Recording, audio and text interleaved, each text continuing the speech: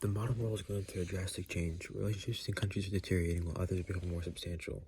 Competition between three superpowers will set a precedent for the future, as well as dictate the global governance of the future. GPC, or Great Power Competition, is a contest of military, economic, and political strength between powers for superiority. Superpowers China and Russia have worked at odds to spread their control and make themselves more substantial, harming their own citizens and other countries. Thus, the U.S. has begun to combat them in the Great Power Competition. This strategy the U.S. has implemented provided more benefits than harms. Our first reason, the strategy GPC has enabled the U.S. to develop and invest into poor countries, benefiting not only those countries but also the U.S. One significant example in the modern era is African countries. Africa contains a huge portion of the world's natural resources and a huge amount of potential for growth, with Africa, according to the African National Resource Center, harboring 30% of the world's mineral resources. That 30% holding 4% of the world's gold and 9% of the world's chromium and platinum. With the value of these minerals being reflected in 2019, where Africa produced nearly 1 trillion tons in minerals worth 406 billion USD, or 5.5% of the world's population at the time. Although Africa has a large number of natural resources and huge potential, most of Africa remains extremely underdeveloped. Part of the reason why African countries have prospered has been because of its over-reliance on natural resources instead of agriculture and rural development, which contributes to 85% of African livelihoods. In 2022, over 445 million people, 34% of the African population, live below the U.S. poverty line of $1 and $190 USD. If this continues in Africa, it's estimated by 2030, 470 million African people will be below the poverty line, requiring the rate poverty reduction to quadruple, making it possible for them to meet SDG goals. However, there's hope for Africa. According to the key to unlocking Africa's economic potential by energy sign, Africa has seen the two best cumulatively successful decades of existence in the 21st century. Trade in and with Africa has grown 300% in the last decade. This growth has partly to do with China, as China has realized Africa's potential and acted upon it.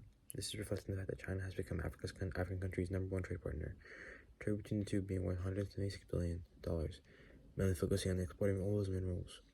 With China doing according to the Chinese economic engagement in Africa, implications for the U.S. policy of foreign policy changes to between 2001 and 2018, 41 billion FDI, unloading 126 billion to Africa. The U.S. has moved to invest in Africa because not only the potential, but to also combat China in Africa. And with new U.S. foreign policy towards Africa, it's more important than ever to invest in Africa. Investing in Africa implicates a lot. Trade and investment into Africa countries will not only bring about money prosperity, but they can also bring about peace and stability.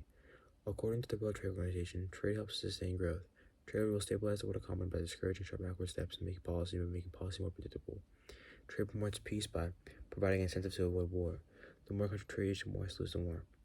By 2050, Africa will be home to an estimated USD 16.12 trillion of combined consumer and business spending. This is why it's imperative that the U.S. should invest in countries like Africa that have huge potential for growth. This provides a tremendous opportunity for U.S. Africa's high potential and growing market will provide a high return on investment. Reason 2. The GPC strategy is necessary to stop the spread of authoritarianism and to protect the human rights of people under the influence of China. Authoritarianism is described as a principle of blind submission to authority as opposed to individual freedom of thought and action. In government, authoritarianism denotes any political system concentrates power in the hands of a leader or a small elite that is not constitutional to the body of the people. China is one such example of this government. China has used its right religious and freedom of speech within this country and to manipulate the actions of other countries through coercion. In 2017, over 1 million Uyghur-speaking Muslims were detained in early education camps. Camps described to be akin to concentration camps for a plethora of vague reasons, with the other 10 million Uyghur-speaking Muslims population outside the camps, according to the Council of Foreign Relations, being subject to intense surveillance, forced labor, and involuntary sterilizations, among other rights abused. Under China's president Xi Jinping, the Chinese Communist Party, CCP, has pushed to shape all religions to conform to the atheist political doctrines, as the CCP believes that Uyghurs hold extremist and separatist ideas as they threaten the communist regime. As more human rights violations rise in China, so do the voices speaking out against them. Unfortunately, China punishes and imprisons these voices, denying them the freedom of speech. In 2015, in an event known as the 706 crackdown, over 300 human rights activists and lawyers were detained in the prison. Most were in prison for the bogus charge of subversion of state power, but during their imprisonment they are subject to extreme ill treatment and torture. Two men, legal scholar Zhu Jingzhang and former human rights lawyer Jing Xiaoxi, both have confessed to their respective lawyers that they were subject to torture device known as the Iron Tiger Stare, where the limbs are unnaturally contorted for more than 10 hours a day. China's control over other countries and the violation of human rights has the opportunity to spread. China increases its control of the country by soft power and coercion. Soft power is described as the ability to obtain preferred outcomes by attraction rather than coercion or payment. China increases their appeal, likeness, and credibility through a number of methods: scholarship programs, talent programs, and global Confucius institutes. China also coerces other countries through manipulation.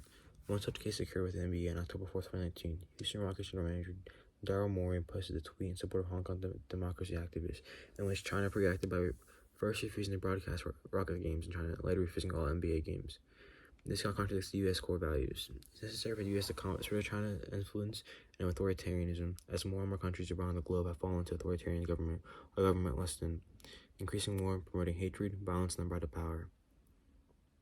GBC enables the U.S. to combat this.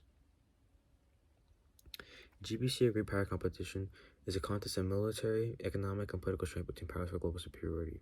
GCP will enable the U.S. to combat China's spread of authoritarianism, which threatens the human rights of its citizens and can potentially threaten the human rights of the citizens of other countries.